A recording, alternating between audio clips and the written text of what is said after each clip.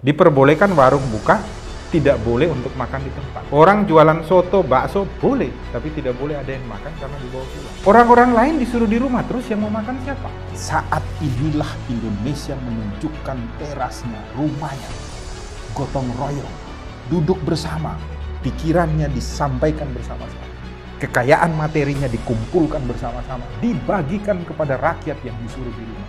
Kita semua mau di rumah, mari kita bekerja sama secara itu. Secara apa? Secara gotong royong. Bukan dengan cara melarang kemudian menindas masyarakat, tidak boleh.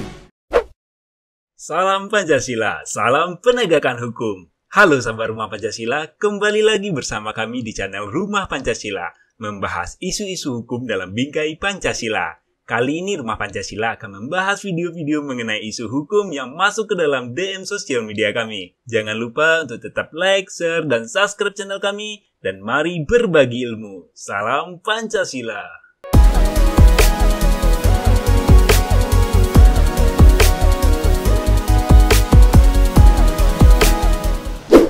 Salam Pancasila, salam penegakan hukum. Wajah saya kelihatan menarik ini, dikirim sama sahabat Rumah Pancasila, diminta pendapat dari Rumah Pancasila dari Instagramnya undercover.id. Ini tentang Menteri Keuangan Ibu Sri Mulyani yang memberikan sinyal ketika kemarin rapat di DPR RI itu ada rencana ya, PPKM darurat diperpanjang menjadi 6 minggu, naik lama.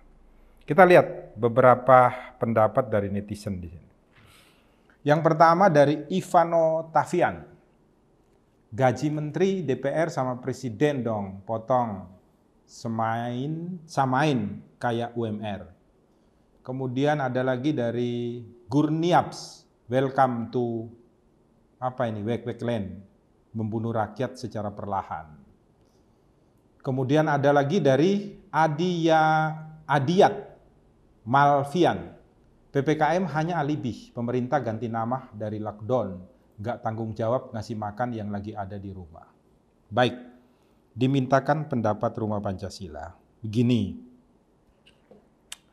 Undang-Undang Karantina itu didasarkan pada apa? Pada Undang-Undang Dasar 1945.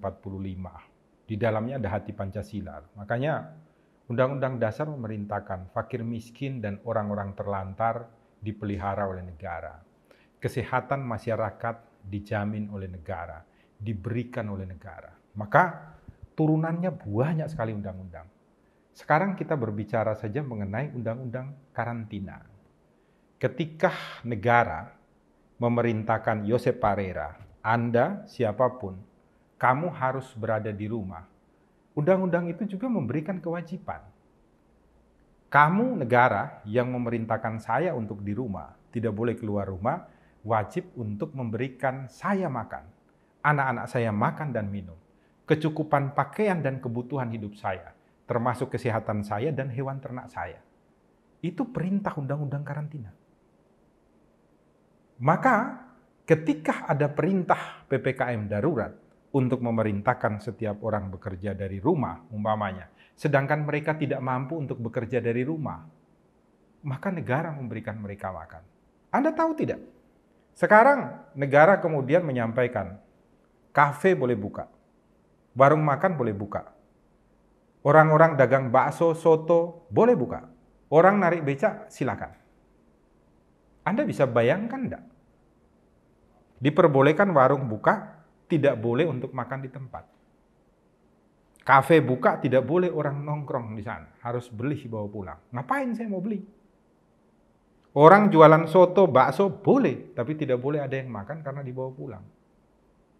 Orang-orang lain disuruh di rumah, terus yang mau makan siapa? Ini kan hanya untuk menghindari agar pemerintah tidak memenuhi kewajibannya untuk memberikan mereka itu makan dan minum. Kebutuhan hidup mereka ketika mereka disuruh di rumah. Kan tidak boleh begitu. Kita itu punya Pancasila. Harusnya para menteri ini duduk dan menyampaikan kepada presiden, Pak Presiden, kita punya satu kekuatan di dalam bumi Indonesia. Apa? Gotong royong. Gotong royong itu dikatakan Soekarno sebagai teras Pancasila.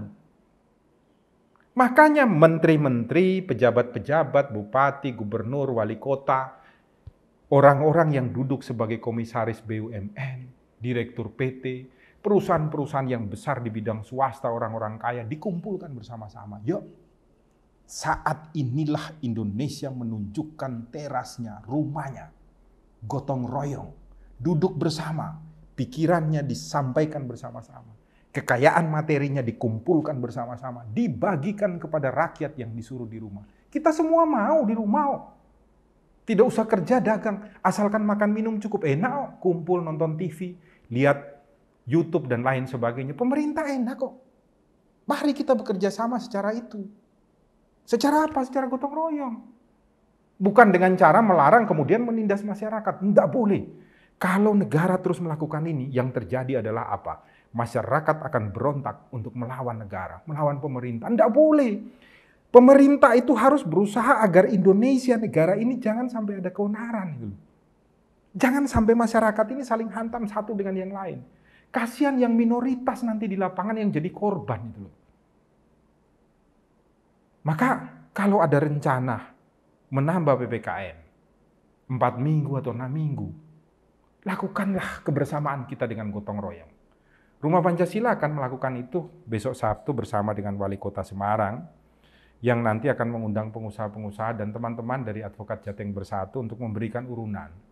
Kemudian kita memberikan kepada masyarakat yang terdampak banget atas masalah ini. Karena apa? Karena sekarang itu justru yang terjadi itu adalah ketidakadilan.